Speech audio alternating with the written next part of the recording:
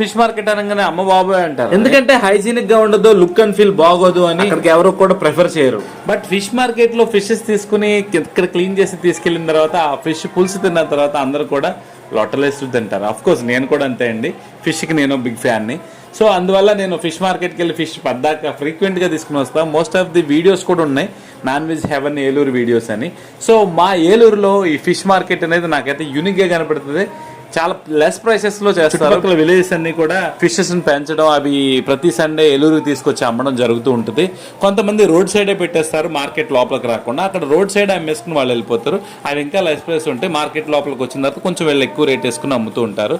అది హోల్సేల్ లో వాళ్ళు అమ్మేసి వీళ్ళు రిటైలర్స్ కి అమ్మేసి వెళ్ళిపోతూ ఉంటారు. ఎర్లీగా వస్తే మనం హోల్సేల్ ప్రైస్ తోనే తీసుకోవచ్చు. కొంచెం లేట్ గా వస్తే సండే కొంచెం లోపలికి వెళ్ళి తీసుకోవాలి, అది కొంచెం రిటైల్ ప్రైస్ పడుద్ది. సో రేట్లు ఎందుకు చెప్పట్లేదంటే పర్సన్ టు పర్సన్ రేట్లు అయితే మారిపోతూ ఉంటాయి.